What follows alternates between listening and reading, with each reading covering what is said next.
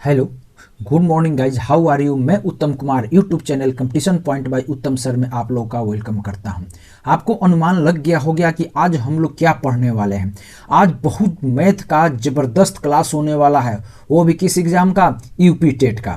तो आप लोग लास्ट तक वीडियो में बने रहिएगा। और प्रीवियस क्वेश्चन 2016 में आया हुआ ये क्वेश्चन है हमारे channel competition point by Uttam sir में। आप लोग बिल्कुल ज्वाइन होइए, जुड़िए, लाइक कीजिए, सब्सक्राइब कीजिए और अधिक से अधिक शेयर करने की कोशिश कीजिए। और आइए देखिए उत्तम सर कैसे धाकर ट्रिक के साथ, धाकर कंसेप्ट के साथ आपको मैथ बताते हैं। कहाँ आप फंसते हैं उस सोच को देखते हुए मैं मैथ को बताने वाला हूं। आइए एक एक क्वेश्चन को पढ़ते हैं। पहला क्वेश्चन कह रहा है किसी धन का 5% वार्षिक ब्याज की दर से 2 वर्ष के चक्रवृद्धि ब्याज तथा साधारण ब्याज का अंतर 51 रुपया है तो वह धन होगा। क्या बात है सर, गजब का क्वेश्चन है।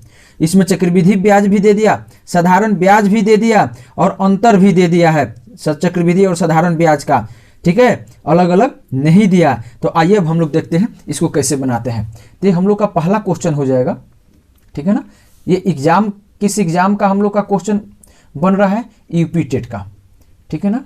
यूपी टेट है जिसका एडमिट कार्ड निकलना शुरू हो गया है और ये एग्जाम होने वाला है। और आपका मैथ जो सिर दर्द बना है उस सिर दर्द को हम यहाँ पर ख़त्म करने वाले हैं। इस टाइप के क्वेश्चन आ रहे हैं बाबू, आप लोग ध्यान से देखिए। तो इसको बनाने के लिए फॉर्मूला आप याद कर लीजिए। अंतर, अंतर इधर लिख लीजिएगा। अंतर इक्वल टू मूलधन इनटू आर वाई 100 का दी होल स्क्वायर। समझ में आ रहा है। तो दिस इम्प्लाइड एट अंतर कितना है 51, मूलधन नहीं मालूम है और आर मालूम है, मल्टीप्लाई कर देंगे। आर क्या हो जाएगा तो 5 नीचे बाई 100 का दी होल स्क्वायर हो जाएगा। तो हम लोग इसको कैसे बनाएंगे, देखिए 51 इक्वल टू मूलधन इनटू अभी क्या हो जाएगा 25 हो जाएगा बाई नीचे में 100 इंटू 100। अब 100 इंटू 100 कैसे, ये होल का स्क्वायर दिया गया है। तो होल का स्क्वायर का मतलब होता है कि ये 5 का भी स्क्वायर और नीचे में 100 है उसका भी स्क्वायर। बात समझ में आ रही है ना। जबरदस्त क्लास के साथ आज उत्तम सर आपके लिए देखिए कितना जबरदस्त क्लास और क्वेश्चन लेकर आए हैं। तो ये हम लोग क्या करेंगे, ये डिजिट है तो डिजिट को डिजिट की तरफ ले जाएंगे, संख्या को, ठीक है। और यहाँ पर मूलधन है तो यहाँ से भी डिजिट को हटाएंगे। तो हम लोग ऐसे लिख सकते हैं 51 इंटू 100 इंटू 100, ये भी 100 है, y अब मल्टीप्लाई में है, अपोजिट साइड में आता है तो किस इसमें हो जाता है, डिवाइड में हो जाता है। इक्वल टू इधर अब क्या बच गया, मूलधन लिख देते हैं। अब मूलधन डायरेक्ट हम लोग इधर लिख लेते हैं, मूलधन इक्वल टू, ठीक है। अब इसको ये कर देते हैं, क्रॉस कर देते हैं। क्रॉस करने के बाद क्या आता है 4 टाइम में आ जाता है। नीचे से ऊपर में हमेशा डिवाइड देते हैं, इसलिए मैंने डिवाइड दे रखा, ठीक है। सबको समझ में आ रही है ना जी, बिल्कुल। हाँ, ऐसे ही पढ़ाते रहिए सर, वाह क्या बात है, थैंक यू। ऐसे ही पढ़ाएंगे, आप लोग के मन के लायक पढ़ाएंगे। आखिर में हम पढ़ा दें, आपको समझ में नहीं आए तो फिर वो पढ़ाने से फायदा नहीं है। देखिए हम कैसे पढ़ाते रहे। अब यहाँ से सबसे पहले अब देखिए, समय ज़्यादा बर्बाद नहीं करना है, इससे इसमें मल्टीप्लाई कर दीजिए। 1 से 4 में तो 4 लिख दीजिए, 5 से 4 में करते हैं 20 लिख दीजिए और जितना जीरो है उतना जीरो बैठा दीजिए। मूलधन जो रुपया में था वो इतना रुपया मूलधन हम लोग का आंसर आ गया। समझ में आया कि नहीं आया, जी हाँ बिल्कुल। आते हैं नेक्स्ट क्वेश्चन पर। नेक्स्ट क्वेश्चन क्या कहता है आप लोग देखिए, ये भी जबरदस्त क्वेश्चन है, आपको बिल्कुल नहीं घबराना है। क्वेश्चन को पढ़ लीजिए, पॉज करके पढ़ लिए आपने।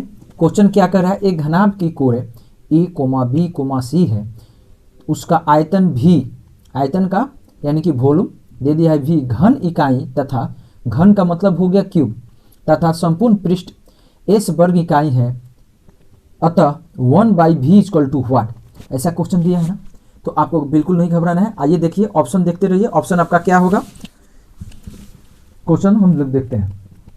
क्वेश्चन यही ना कह रहा है कि आयतन दिया है, तो आयतन के बदले हम लोग आयतन लिख लेते हैं। किसका आयतन दिया है, वो हम लोग का घनाभ का दिया है। इसी आयतन को भी बोला है, ये किसका हो गया, घनाभ का हो गया। बात समझ में आ रही है ना। तो हम लोग जानते हैं घनाभ का आयतन, यहाँ पर हम बता देते हैं। घनाभ का आयतन फॉर्मूला देख लीजिए, घनाभ का आयतन यानी कि v इक्वल टू क्या होता है, L into B into H, length breadth और हाइट हो गया। तो यहाँ पर आयतन के लिए 3 साइड दे रखा है, L के बदले A, B के बदले B, H के बदले C। तो हम लोग लिखेंगे A इंटू बी इंटू सी, इसको इक्वेशन 1 मान लीजिए। सबको समझ में आ रहा है ना। अब आगे कहता है कि संपूर्ण पृष्ठ की बात किया है ना, तो स से आप लोग समझ लीजिएगा संपूर्ण, ये पृष्ठ हो गया। संपूर्ण पृष्ठ का क्षेत्रफल को एक S से सिंबल से इंडिकेट किया है। इसका फॉर्मूला क्या होता है, घनाभ का आयतन हो गया।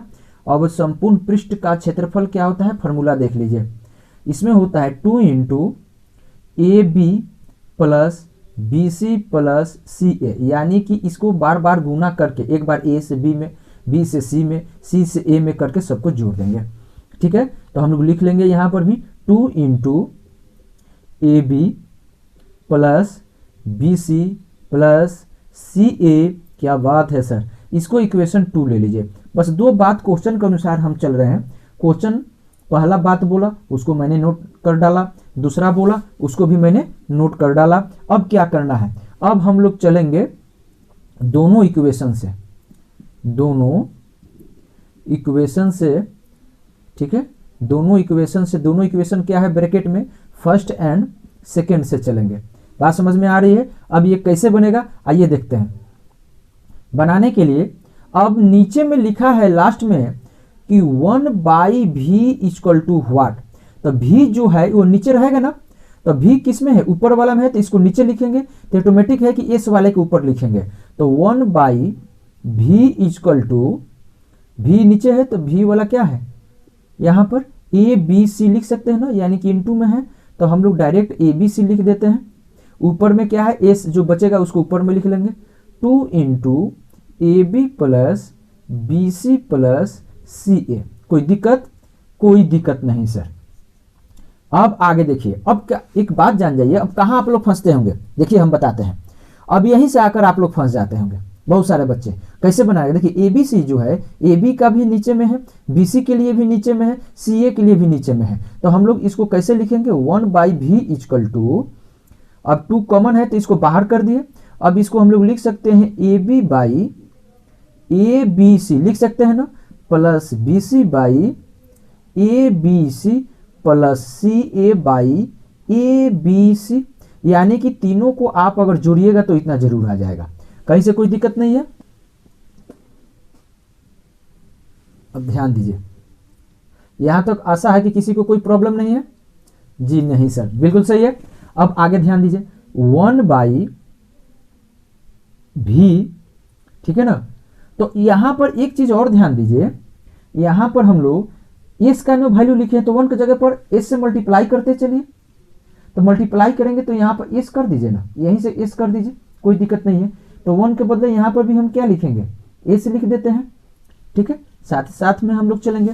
तो v इक्वल टू क्या होगा, अब देखिए तो ये करने का एक ही उद्देश्य है। तो क्या उद्देश्य है, इस a को a से क्रॉस कर देना, b को b से क्रॉस कर देना। सबको समझ में आ रहा है। b को b से क्रॉस कर दो, c को c से क्रॉस कर दो, c को c से क्रॉस कर दो, a को a से क्रॉस कर दो। ऊपर में कुछ नहीं बचा तो 1 बचेगा ना, तो 2 लिखिए आप। ऊपर में 1 बचा है तो 1 लिखिए, नीचे में c प्लस ऊपर में 1 बचा है, नीचे में a बचा है तो a लिख लीजिए, प्लस ऊपर में कुछ नहीं है तो 1 है, नीचे में क्या है, b है। अब बताइए, अब यहाँ तक तो आपके ऑप्शन अनुसार हम लोग आ गए। अब हम लोग आंसर कैसे देंगे सर, बस वो भी आंसर आपको देना हम सिखा देते हैं। अब इधर क्वेश्चन बोल दिया है कि 1/v का वैल्यू पूछ रहा है ना, तो यहाँ पर s हम लोगों ने लिख दिया। क्योंकि s का वैल्यू हम लोग ने सामने लिखा था इसलिए s लिखना पड़ा। 1 से मल्टीप्लाई किए तो s ही हुआ।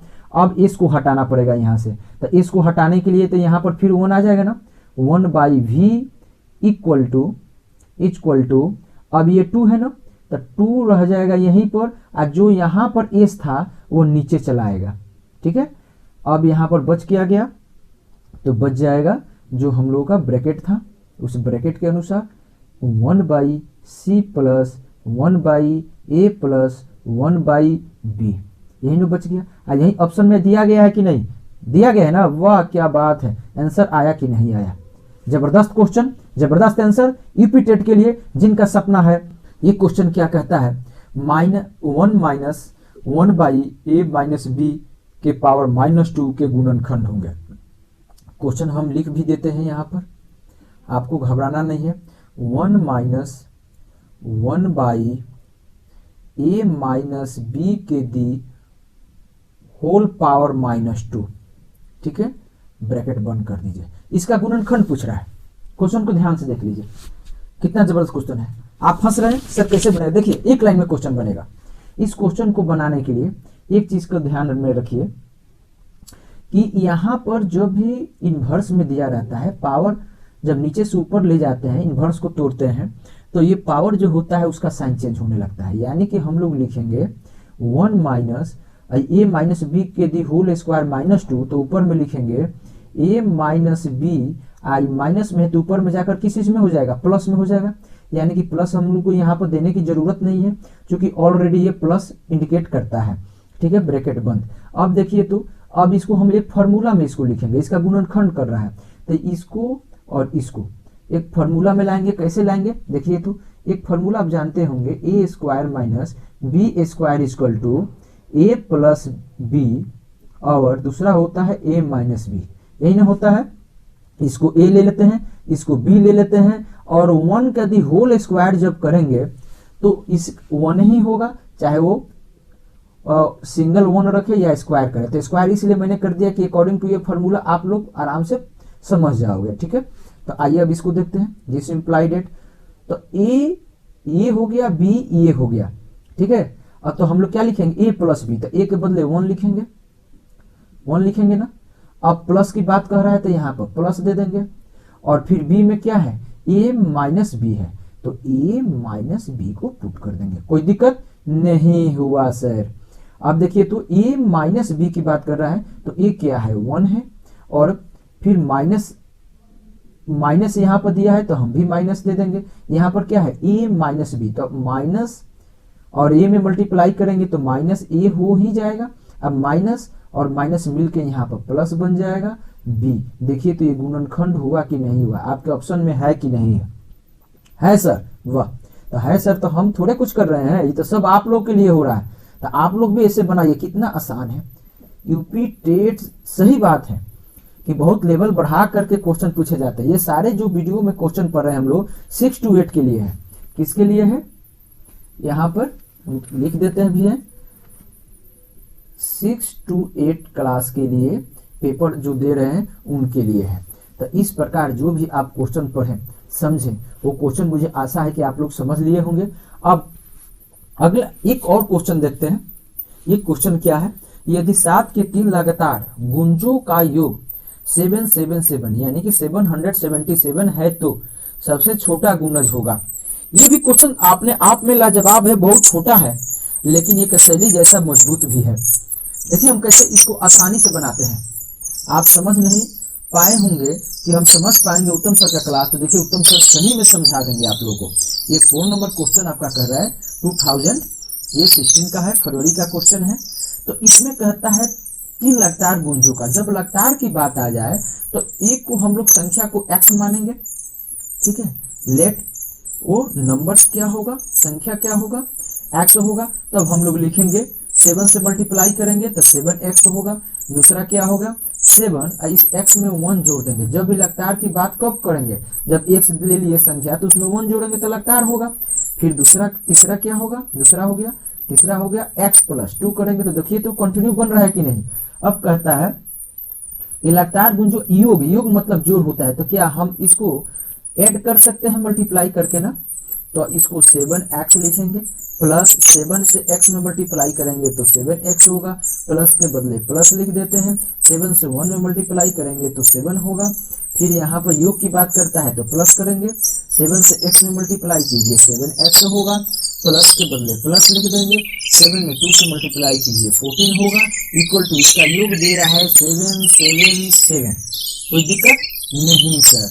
अब देखिए तो एक जाति वाले को एक साथ ऐड कर दीजिए, यानी कि 21x हो जाएगा, ये 7 और ये 14 एक साथ ऐड कर दीजिए, ये भी 21 हो जाएगा, इक्वल टू 777।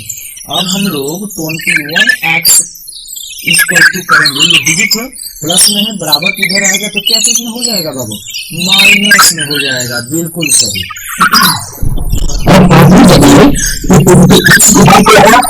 माइनस करेंगे तो कितना हो जाएगा,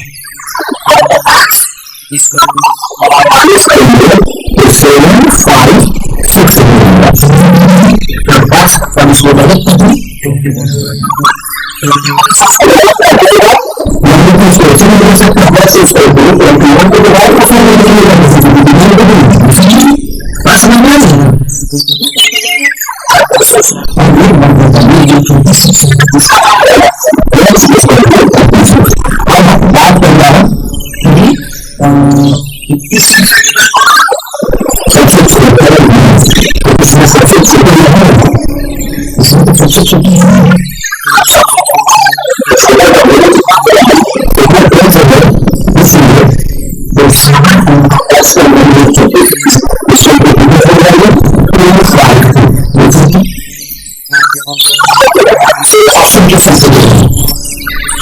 इस प्रकार के क्वेश्चन पढ़ने के लिए जबरदस्त